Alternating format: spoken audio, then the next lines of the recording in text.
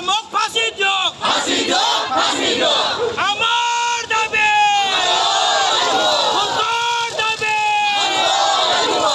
জয় চলিছে ডক্টৰ সেলিক আলম মুৰ্দাবাদ পুলিশ প্ৰশাসন শুনিল দানৱৰূপী চিকিৎসক সেলিক্স আলম ডাঙৰীয়াই তেখেতে ইমান নিকৃষ্ট মানসিকতা থকাৰ পাছত আমাৰ যি গোৰ্খা যুৱতী তেখেতক হাৰাশাস্তি কৰি গু মাংস দৰে ভক্ষণ কৰাই তেখেতক ধৰ্ষণ কৰিলে। সেই ধৰ্ষণৰ প্ৰতিবাদত আজি সেই ডক্টৰ সেলিম তথা দানৱৰূপী সেলিমক আমি ফাঁচীৰ দাবীত আজি 2 ঘণ্টা ধৰ্ণা কাৰ্যসূচী ৰাখিছোঁ সৌদ অসম গোৰ্খা ছাত্ৰ সন্থা তিনিচুকীয়া জিলা সমিতিৰ উদ্যোগত আৰু বৃহত্তৰ গোৰ্খা আঞ্চলিক সমিতি আছে সহযোগত। আৰু আমাৰ এটাই দাবী চৰকাৰ তথা প্ৰশাসনক যি দানৱৰূপী ডক্টৰ সেলিক্স আহমেদ আলম ডাঙৰীয়া আছে তেখেতক অতি শীঘ্ৰে তেখেতক ফাঁচীৰ কাঠত ওলমাব লাগে, যাতে অনাগত দিনত এনে ধৰণৰ ঘটনা আৰু তালিবানী যি ঘটনা ঘটালে এই তালিবানত আমি শুনিছিলোঁ, কিন্তু আজি আমি প্ৰত্যেক চকুৰে আমি দেখিব পাইছোঁ যে মাৰ্ঘেটাত এনেকুৱা ধৰণৰ ঘটনাবোৰ ঘটিছে। বিভিন্ন সময়ত তেখেতৰ ওপৰত যি অভিযোগবোৰ আছে আজি কিন্তু সেই প্ৰমাণ হৈছে। সেই গতিকে সৌদ অসম গোৰ্খা ছাত্ৰ সন্থা তিনিচুকীয়া জিলা সমিতি দাবী জনাইছে যে অনতিপলমে চৰকাৰ তথা প্ৰশাসনে এই ডক্টৰ সেলিম আলমক ফাঁসিৰ কাঠত ওলমাৰ লগে লগে যি ভুক্তভোগী পৰিয়াল আছে পৰিয়ালবৰ্গক এককালীন চৰকাৰে আৰ্থিক সাহায্য প্ৰদান কৰিব লাগে, অন্যথা সৌদ অসম গোৰ্খা ছাত্ৰ সন্থাই কিন্তু হাত সাৱটি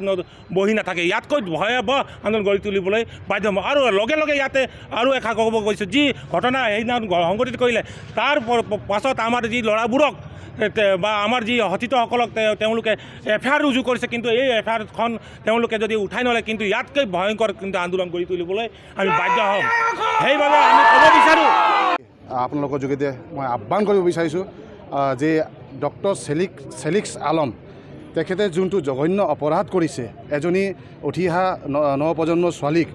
ভুৱা প্ৰতিশ্ৰুতি ভুৱা প্ৰলোভন দি তাইক চৰকাৰী চাকৰি নিযুক্তি দিম বুলি কিনে চিভিল হস্পিটেলত তাইক পাৰ্চনেল PA হিচাপে কৰ্মৰত কৰাই থকা অৱস্থাতে ডক্টৰ সেলিক্স আলমে এই যুৱতীজনীক নিচাযুক্ত দ্ৰব্য খুৱাই মেলি ধৰ্ষণ কৰি তাইৰ পাৰ্চনেল ভিডিঅ' বনাই মেলি তাইক মানে বাউণ্ড কৰিছে যে গৌ মাংস ভক্ষণ কৰিবৰ কাৰণে, তাইক ধৰ্ম পৰিৱৰ্তন কৰিবৰ কাৰণে, ইছলাম ধৰ্ম আপোনাবৰ কাৰণে তাইক মানে বাউণ্ড কৰিছে। সেই যোনটো কৃতি কাৰ্যক আমি তীব্ৰভাৱে গৰিহণা দিছোঁ। সৌদ অসম গোৰ্খা ছাত্ৰ সন্থাই কিন্তু হাতত হাত বান্ধি আমি নাথাকোঁ বুলি আমি সকীয়াই দিছোঁ। সেই মানসিকতাক আমি সকীয়াই দিব বিচাৰোঁ, যি মানসিকতাই হিন্দু আমাৰ জীয়ৰী ছোৱালী বোৱাৰী, আমাৰ গোৰ্খা জীয়ৰী ছোৱালী বোৱাৰীক যদি ধৰ্ষণ কৰিব বিচাৰে, অন্যত দিনক বা ইউজ কৰি কিনে বেয়া পথত লৈ যাব বিচাৰে, তেখেতসকলক এই মানসিকতাক আমি ধিক্কাৰ দিব বিচাৰিছোঁ আৰু আমি তেখেতসকলক সকীয়াই দিব বিচাৰিছোঁ। আৰু আমি চৰকাৰক নিবেদন কৰি আছোঁ যে অতি শীঘ্ৰে অনতিপলমে ডক্টৰ সেলিক্স আলমক গ্ৰেপ্তাৰ কৰে আৰু তাক উপযুক্ত শাস্তি প্ৰদান কৰে, তাক ৰেপ কেছত শাস্তি প্ৰদান কৰিব লাগিব আৰু বিভিন্ন ধাৰা অন্তৰ্মধ্যে তাক ধৰি মেলি তাক জেল হাজতত প্ৰেৰণ কৰিব লাগে বুলি আমাৰ দাবী। আৰু আমি অসম চৰকাৰৰ মান্যবৰ মুখ্যমন্ত্ৰী ডাঙৰীয়াক আমি এটা ৰিকুৱেষ্ট কৰিছোঁ যেন তেখেতেও এটা নিদৰ্শন দাঙি ধৰে, এটা এক্সাম্পল ছেটআপ কৰে, যেনেকৈ আমাৰ উত্তৰ প্ৰদেশৰ CM যোগী ডাঙৰীয়াই কৰিছে। যেনেকৈ আজি যিবিলাক কালপিতক তেখেতসকলে বুলডোজাৰ চলাই কিনে তেখেতৰ ঘৰৰ আৱাস ভাঙি দিছে আৰু জেল হাজতত পঠাইছে, যদি পলাইছে তেনেহ'লে তেখেতৰ বিৰুদ্ধে ব্যৱস্থা গুলি মাৰিছে, তেনেকৈ কৰি কিনে আমিও বিচাৰিছে আমাৰ CM ডাঙৰীয়া এটা উদাহৰণ দাঙি ধৰিব লাগে আৰু চিৰকাললৈকে আমাৰ অসমৰ CMৰ নাম সদায় জিলিকি থাকিব বুলি আমি কামনা কৰোঁ। আৰু সৌদ অসম গোৰ্খা ছাত্ৰ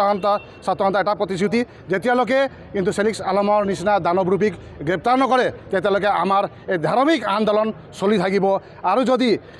ইয়াতে যদি আমাক বাধা বিঘিনি কৰে, আমি পৰৱৰ্তী পৰ্যায়ত ইয়াতকৈ জংগী আন্দোলন গঢ়ি তুলিবলৈ আমি বাধ্য হৈ যাম, তাৰ কিন্তু সম্পূৰ্ণ জগৰীয়া স্থানীয় প্ৰশাসন হ'ব। যিকোনো খবৰৰ বাবে যোগাযোগ কৰক 7099017330 লগতে 7099017110 নম্বৰত।